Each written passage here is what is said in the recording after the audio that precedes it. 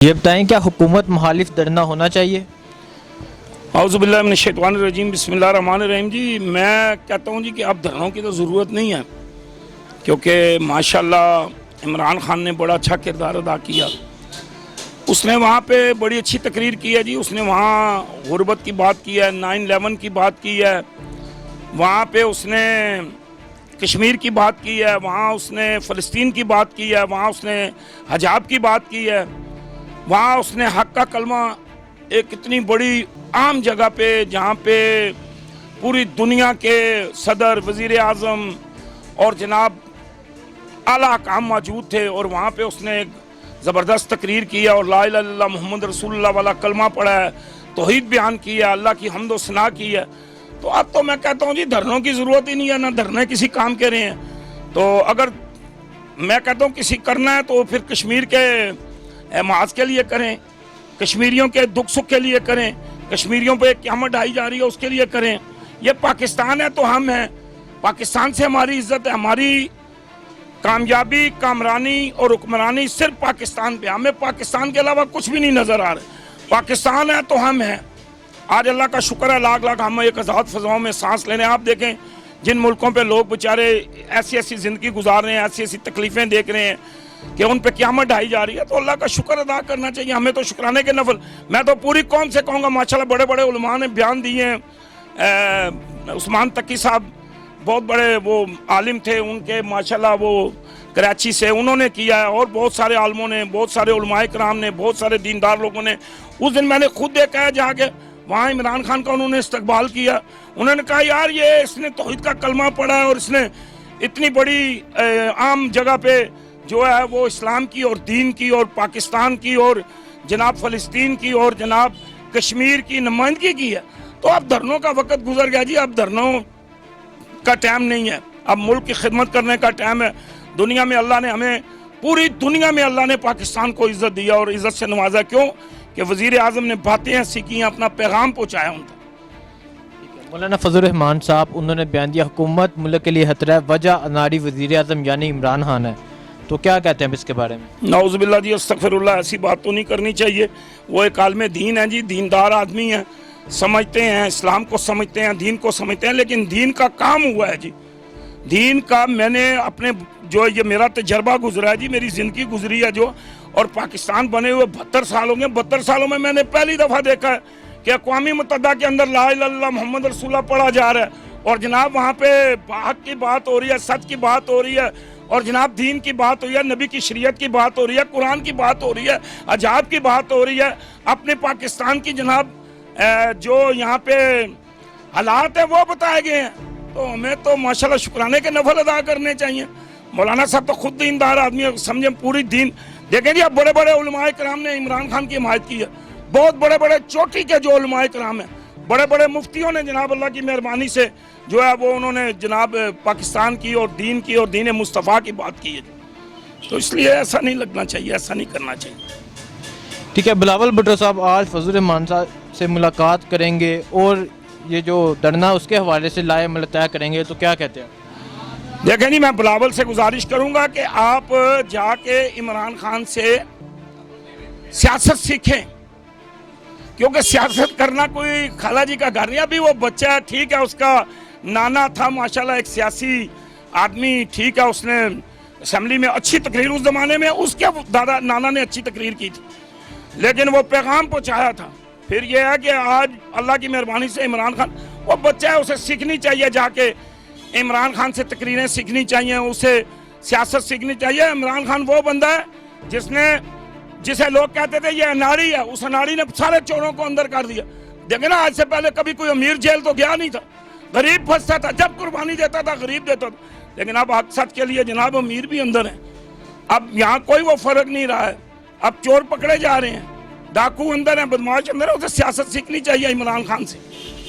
ٹھیک ہے، عمران خان صاحب نے بیان دیا عالمی برادری کشمیر کا مسئلہ حل کرنے کے لیے کردار ادا کرے، تو کیا کہتے ہیں آپ؟ دیکھو جی کچھ عالمی برادری کو تو یہ پتا تھا یہ کشمیر کا مسئلہ ہے، لیکن فل کشمیر کا مسئلہ کسی ملک کو پتا نہیں تھا۔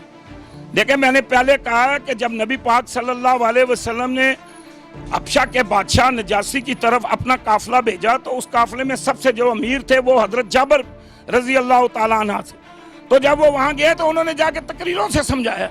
जब उन्होंने तकरीर की तो उस बादशाह के दिल पे असर हुआ और उसका दिल नरम और मोम हो गया। उन्होंने कहा जी मैं मुसलमानों, वो ईसाई था, उन्होंने कहा जी मैं मुसलमानों का एहतराम करूंगा, मैं मुसलमानों की इज्जत करूंगा, मैं अपने मुल्क में इन्हें इजाजत देता हूँ जी, ये जहाँ चाहे जाए। देखें बादशाहों का दिल नरम हुआ है। अब पूरी दुनिया में ये पता चला है कि कश्मीर का तो मसला है, कश्मीर पे तो बात होनी चाहिए, कश्मीरियों पे तो जुल्म हो रहा है। देखिए आज भी आप मीडिया को उठा के देखें कि मीडिया के अंदर बताया जा रहा है जी कश्मीरियों के लिए एक अंग्रेज, वो उसे उर्दू नहीं आती तो वो कहता है मोदी के मुतल्लिक वो बात करता है, क्योंकि मुझे सारे कह रहे हैं जी आप माशाल्लाह ऐसी हालत में है कि आप वो गालियां ना दे, वो गालियां दे रहे हैं अंग्रेज।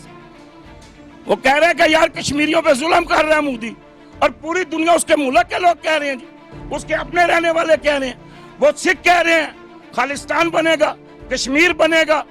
वो वहाँ पे एक बड़ी वो हो रहा है। तो मेरे ज़हन में ये है कि जब ये कर्फ्यू ख़त्म होगा तो ये लोग बाहर निकलेंगे, तो यही जनाब जिस तरह अफगानिस्तान में इतना अरसा रूस और अमेरिका मार खाता रहा, ये इस तरह मार खाते रहेंगे, इनके तबूत जाएंगे इंडिया वालों की फौज के।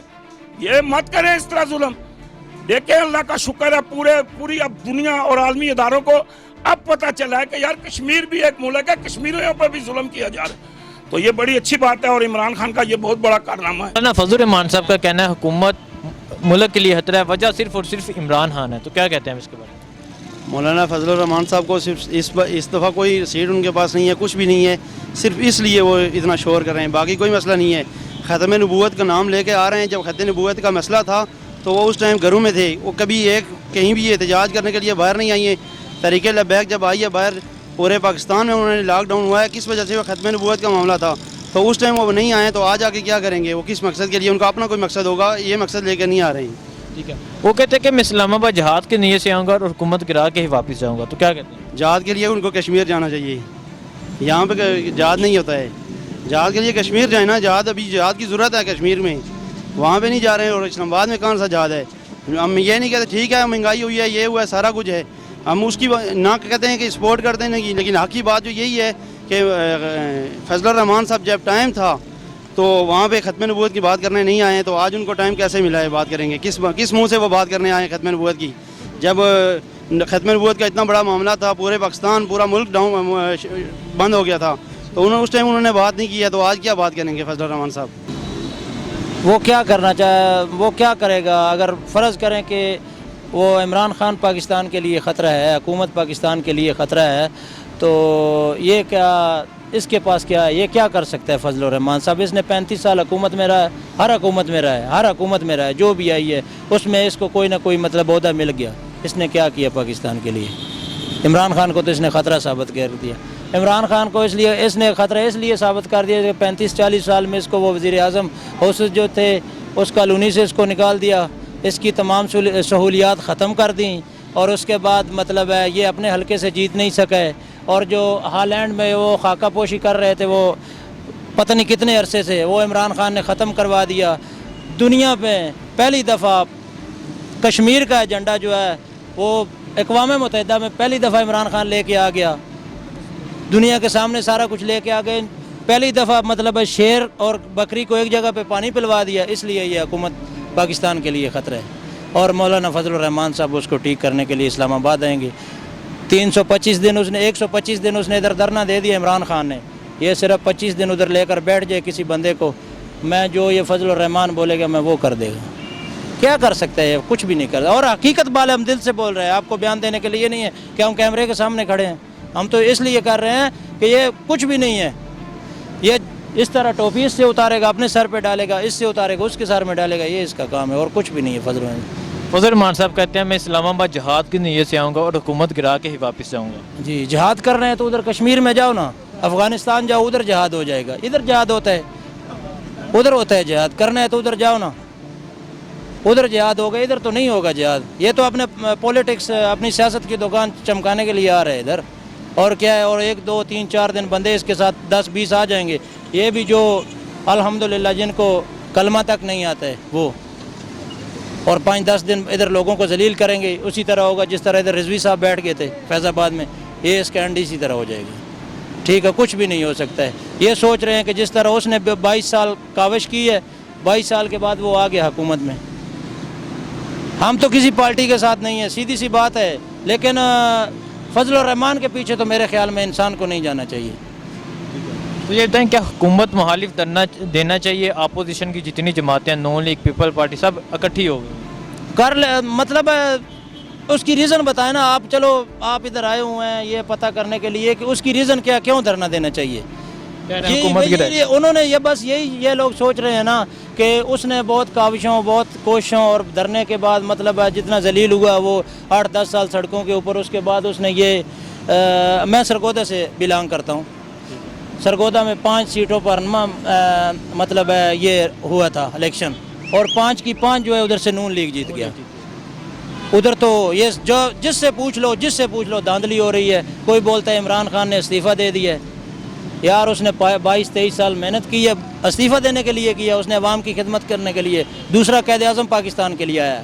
حقیقت بات میں آپ کو بتاتا ہوں, یہ جو اس نے کام کیا ہے نا پاکستان کے لیے, سوچ تو رکھتا ہے نا, پریکٹیکل تو کرے گا. یہ لوگ کرنے نہیں دیں گے, مجھے پتہ ہے. ہو سکتا ہے کیا بھی ہو سکتا ہے, اس کے ساتھ کچھ بھی ہو سکتا ہے, کیونکہ حکومت تو یہ اس طرح ادھر تو گندے کیڑے ہیں کہ بھٹو جیسے بندے کو, قائد اعظم جیسے بندے کو اس لوگوں نے ختم کیا ہے. عمران خان کیا ہے, اس کو بھی نہیں چھوڑیں گے یہ لوگ, لیکن وہ ایک نمبر بندہ ہے. ہم تو اس کے لیے دعا گو ہیں, اللہ تعالیٰ اس کو کامیاب کرے اپنی کوششوں اور کاوشوں میں. اور یہ فضل الرحمان تو بس اسی طرح کامن مین, عام آدمی ہے ہماری طرح. یہ کچھ بھی نہیں ہے, قسم سے حقیقت بات ہے. مولانا فضل الرحمان صاحب اسلام آباد لاک ڈاؤن کرنے جا رہے ہیں, تو کیا کہتے ہیں اس کے بارے میں؟ ہم تو کہتے ہیں جی بند ہی نہ کریں. عوام بھوکی مار رہی ہے, ان کو اپنا پڑا ہوا ہے, سمجھو کہ نہیں. لوگوں کے پاس کھانے کے لیے نہیں, ان لوگوں کے پاس اسلام آباد کی کرسی کے پیچھے ہر بندہ دوڑ رہا ہے. اور کیا, تو کسی چیز کے لیے کرسی کے پیچھے ہاں, تو اور کس چیز کے لیے کہہ رہے ہیں؟ کرسی ہے ان کے پاس, اور کیا چیز ہے. لوگ عوام جو آگے پیچھے لوگوں کے گھروں میں جا کے دیکھے, کھانے کا نہیں, سمجھو نا. رات کی ملتی ہے, صبح کے اگلے کے پاس ہوتی بھی نہیں. وہ کہہ رہے ہیں کہ ہم اسلام آباد آ کے جہاد کریں گے. ہاں جہاد, سوئی بات میں نے آپ کو کہی. انہوں نے جہاد کر کے کیا کرنا ہے, کون سے تیر چلانے ہیں انہوں نے. صرف عمران خان ہی نہیں, ہمارے ملک کے لیے خطرہ یہ ہے کہ اس کو اسلام آباد میں کوئی وہ کرنا چاہے. اسلام آباد کو بند کرنے کی وجہ سے کافی اسٹوڈنٹ متاثر ہوتے ہیں, کافی امپلائز متاثر ہوتے ہیں, جس کی وجہ سے ہماری روزمرہ زندگی ڈسٹرب ہو جاتے ہیں کافی لوگوں کی. تو اس حوالے سے اس کو نہیں کرنا چاہیے. اصل میں بات یہ ہے کہ عمران خان نے وعدہ کیا کہ 2 سال صبر کر لو نا. تو مولانا فضل الرحمان کو چاہیے کہ وہ 2 سال تک صبر کر لے. اگر ملک سٹیبل ہو گیا تو عمران خان بہت عمدہ کارکردگی دکھائیں گے. اگر سٹیبل نہیں ہوا تو پھر مجبوراً لوگ ایسے اقدام اٹھائیں گے نا جس طرح ہو رہا ہے نا. اگر مہنگائی بڑھے گی, غریب مزدور کی جینا آرام ہوگی, تو اس لیے تو فضل الرحمان تو ابھی 1 سال ہوا ہے, تو 1 سال اور رہنے دینا چاہیے. اور جس طرح کہہ رہے ہیں کہ یار 2 سال صبر کرنی چاہیے عوام کو, تو اس سے بڑا فائدہ ہوگا کہ یار پھر عوام بھی دیکھیں گے اور سارے پاکستان میں دیکھیں گے کیا ہو رہا ہے اور کیسے جا رہا ہے. تو پھر مولانا صاحب کو اس طرح کے نکلنا. اگر دوسری بات یہ ہے, اگر دھرنا دے گے تو ایک طرف اسلام آباد جو ہے ہماری جو کیپٹل ہے نا, وہ سب سے بڑی مسئلہ ہوگی کہ یار جو اکنامکس, وہ اکانومی کی جو دوسرے ملکوں سے لوگ آتے ہیں, تو وہ پابندی ہوگی. جس طرح عمران خان نے 125 دھرنا دیا تھا دن, تو سب سے بڑا مسئلہ یہ پیش آتا ہے کہ یار جو اپوزیشن تھی اس وقت, نواز شریف PM تھے, تو انہوں نے کہا تھا کہ یار ملک میں اتنا قرضہ لے کے آیا اور قرضہ بڑھ رہا ہے اور ملک جو ہے وہ ڈاؤن ہو رہا ہے اس دھرنے کی وجہ سے. تو اس لیے دھرنے سے کوئی فائدہ حاصل نہیں ہوگا, نہیں کرنا چاہیے, نہیں کرنی چاہیے ابھی. اگر معمول 2 سال ہو گئی اور کوئی مسئلہ اور, تو پھر میرے خیال میں سارے اپوزیشن کے ساتھ نکلے گیا. ابھی تو کوئی اپوزیشن تیار بھی نہیں ہے میرے خیال میں, اور وہ نکلنا نہیں چاہتے کیونکہ وہ 2 سال تک صبر کرنے کا.